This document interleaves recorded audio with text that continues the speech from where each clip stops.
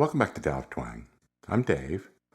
Had a couple of requests recently for topics. Okay, one of them was kind of a general way the question was asked, or the you know suggestion was, can you talk about using diminished licks and diminished scales and so forth in, I guess, different situations? And great topic and good question. Doesn't have to be tailored. The question doesn't have to be that specific. It's just a good, honest question, like, man, what's going on with that diminished stuff, right? But we're going to get into that. I'm working on something right now to really kind of get that packaged into what I think will be a useful lesson for many of you. The other thing is I've had two people recently ask me about the secondary dominant chord business, okay? And that's what we're going to focus on today. The diminished issue is going to get, a little bit of a preview here because it kind of ties into this. But I'm going to stick to the main principle of the secondary dominant stuff, at least in terms of it's not really substituting for chords. You're kind of adding another chord to create more tension when you make an existing chord change. And this will make sense when I show you in just a second. So don't think of it as much as substitutions, although there is some overlap there. And this video is not going to, and I'll go a step further. I'm not the music professor that you should get every bit of theoretical understanding of this chord composition stuff from. Okay, I mean, enough to have some fun and do some cool jamming and stuff at practice, or maybe if you're writing songs, like I know many of you are, help to create more interesting and melodic changes in your songwriting. Absolutely. But every bit of how this can be applied and what the theory of it is, this is not that level, okay, what I'm about to show you. But it's a very practical version of it. So we're going to jump right in here. Wanted to mention real quick that our house is under contract. Some of you are aware of this, that we're moving, and we're really excited just about moving, me and my wife. Just kind of need one of those changes in life, and we're staying in this region, but I'm really stoked too for all of us, because we're going to have a more dedicated space at the new place, and got some new gear on order, and we're really going to make a project out of it and have some fun. Okay, so this has been great here, and this is kind of the classic twang look or whatever, that many of you have commented on. The understated, let's just put it that way. Choreography and set design of Tao of Twang. All right, so maybe we'll up level that a little bit at the new place. Certainly sound wise and lighting and a kind of isolation in the house, we're going to have more possibilities for that. So looking forward to it. And I know that there's been, some impact on the channels and Patreon and the lessons and things because of all of this. If you've bought and sold houses, that, people are coming over. We have to meet realtors all the time. There's inspectors and appraisers and people in here all the time. It's a lot. There's 3 dogs and 3 cats in here, so we're getting through it. Now, the secondary dominant thing, it's really cool, and it's just kind of neat how this works in this kind of practical way that I'm about to show you. So let's say I'm using a looper today because I'm going to need to change it a couple times. So I didn't prepare, something ahead of time, because it just makes more sense like this. It gives you a better sense of what you can do yourself, at home. So let me see what I have on the looper first. Oh, Okay, that was a sneak preview, but we're not there yet. We're going to go to our original progression, which is C. Everything is one measure in 4, and we're going at a moderate tempo. So something like,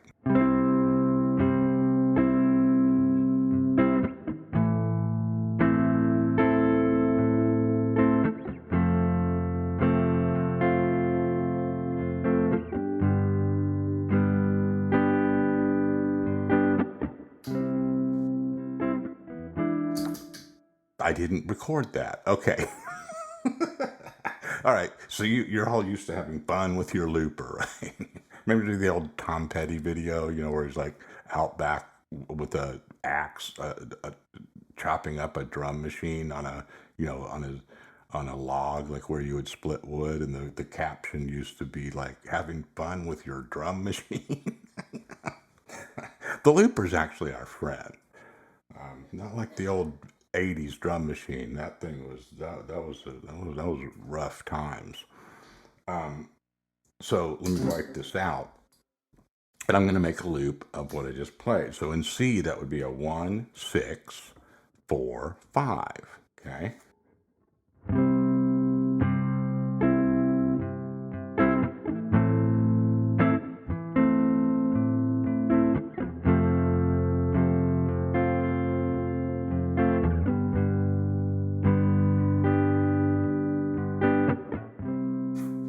Sorry about this chair. It's making all kinds of noise. When we move, it's toast. I'm getting a killer chair, so I know it's making noise right now when I move around too much, but bear with us. Now,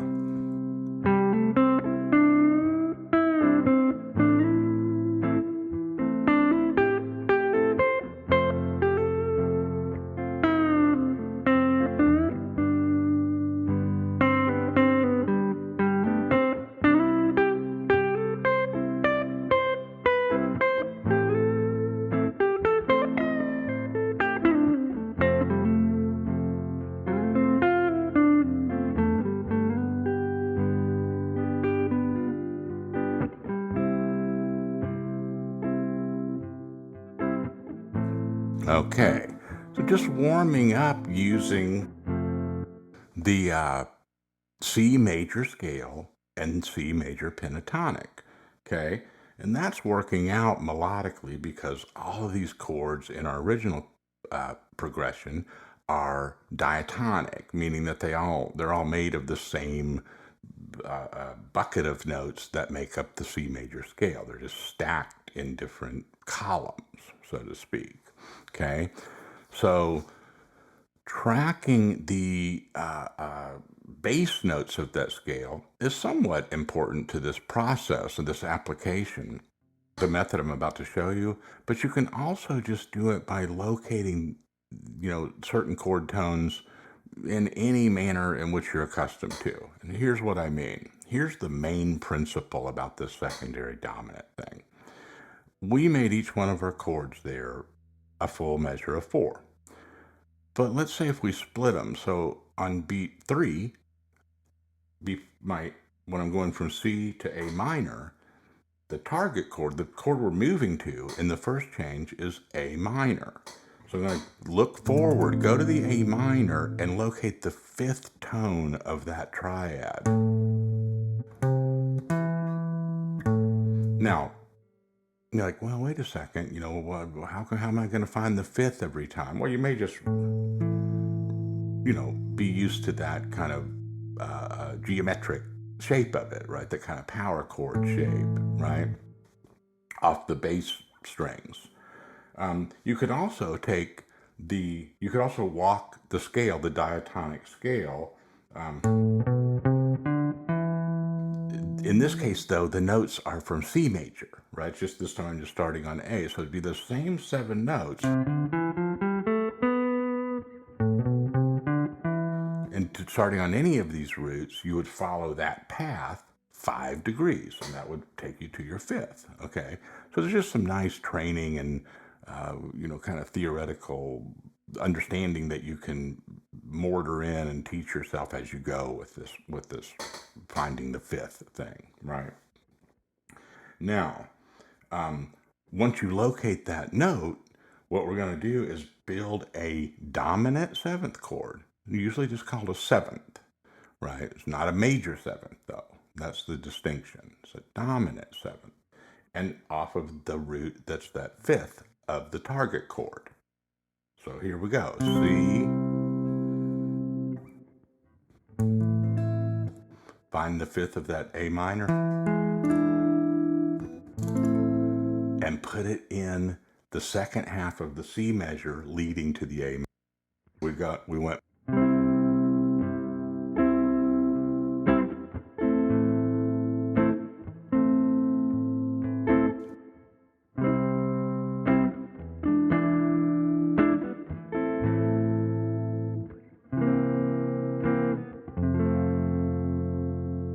Okay, so I just went ahead and went right on to the next one.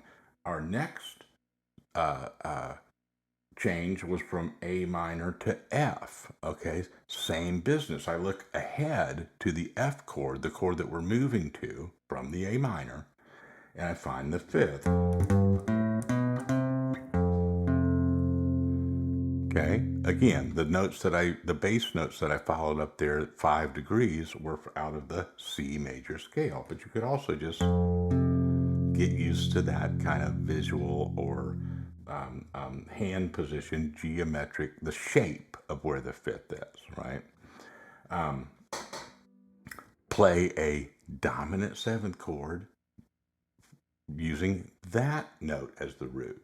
Okay, so it's C, which is interesting, right? Because we started on a C, that this is the C in the context of it being the fifth of the F major triad.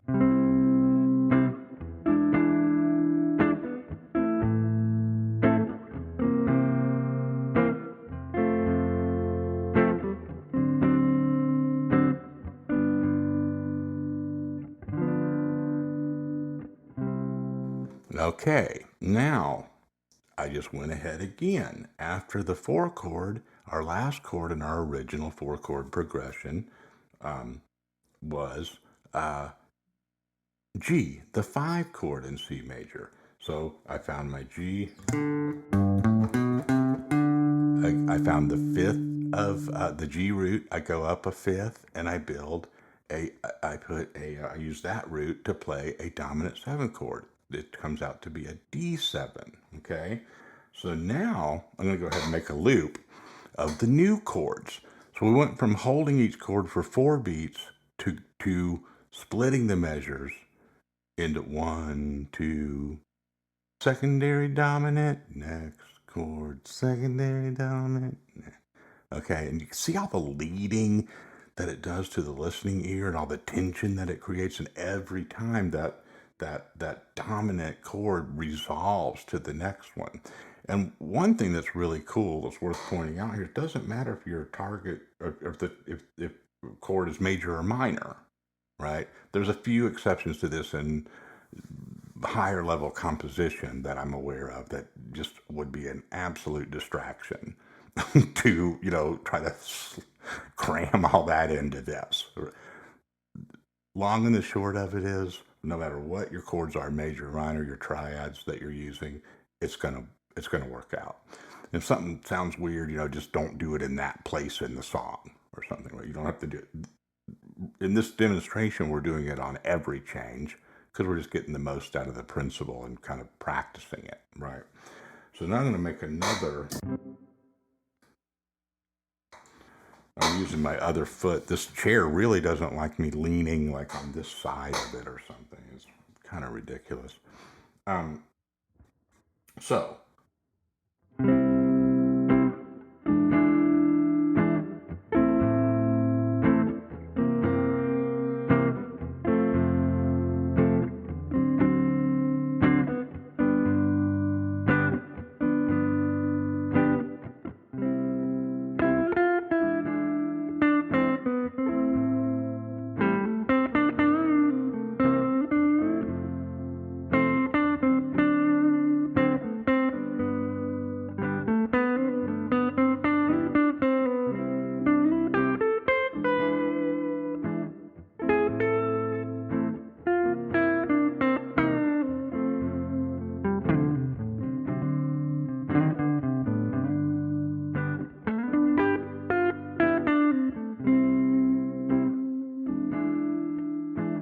Now, I'm being careful. Notice that I didn't just start playing, if I were just playing myself right now, I would just probably start, kind of sampling all sorts of different things. And then I would sort it out, And this is kind of just a little bit of mention about like how different players play, right? So I'm not necessarily sitting there I'm going to this chord and playing the third of this and the fifth of that. For me, I have to go back and kind of do like a retrospective analysis of like what I'm doing. And then I talk to you all about it more, right? I'm not like processing the whole guitar computer thing like every second all day, like some of these players are, right? So I'm doing a lot of it just by ear adjustment. If I play a note that's off, I just adjust it in real time. The reason I mention that is that if you were to play, you might think like, well, wait a second, how much magic is there on this? Like, if I just play, that major scale or a major pentatonic, will I be able to play over this with the new chords inserted, with all the secondary dominants put in there? And you need to do that experiment yourself. That's the self-teaching part. That's the ear training part. The major scale, you're going to run into some trouble pretty quick if you're taking that whole 7-note bucket and trying to kind of, generally apply it once those new chords have been inserted in there, additional chords.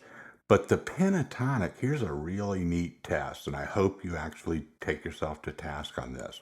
If you're careful and you're playing major pentatonic, you will be able to select chord tones and notes that still hang in there pretty good. And I love doing this. It's a great ear training thing.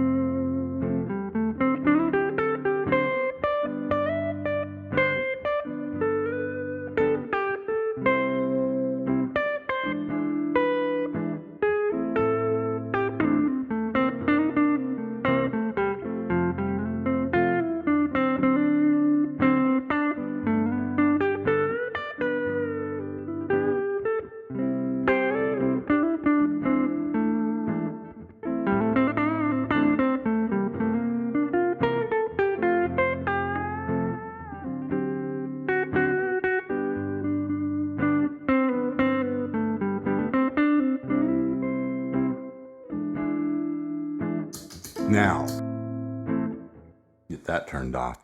The further I went there, I obviously I was going outside of that major pentatonic. But did you hear how I hung in there, and I was careful, and I let my ear guide me to, sometimes I'd have to stay on the same note when the change came, or, I couldn't do all the kind of pedestrian stuff that I would normally just putting them in order. I had to pay a little bit more attention to make attention to it as I went. And that's a great exercise. The other thing that started happening a little bit more towards the end there was that I'm playing the changes, the chords more, right? So it's just simply one way would be to arpeggiate some of the chords. So if I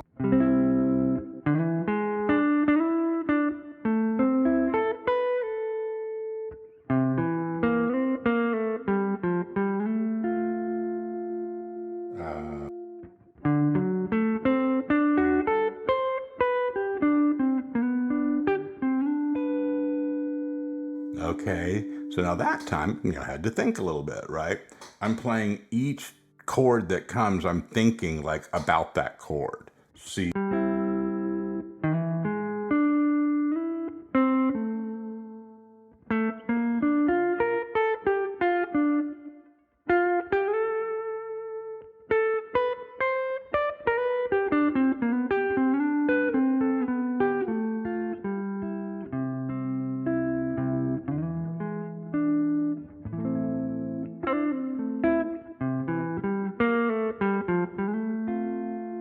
right? So slow this thing way down.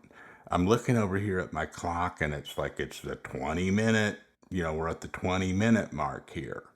So I might throw in another one on this. Sometimes this happens. I'm like, and you're not missing out on anything because what we just did is like that's sort through all of that, right? Don't worry about playing, the ultimate solo and everything over this right now, but use those principles. Take some of your own progressions or make up some 1 4 5 stuff and do the experiment, right? Implement the process of locating the fifth, putting the secondary dominant in there, then going to your next chord. All right, start off with a diatonic type progression. You'll be happier probably with your results, and then start doing the scale work. The major pentatonic. In this case, we used a major one chord, so the pentatonics would be the same note sequence whether they were major or minor, just in different contexts, right? But start off in just the key of C, but do try some other chords. In that case, I'd go take the five of the target chord E minor and go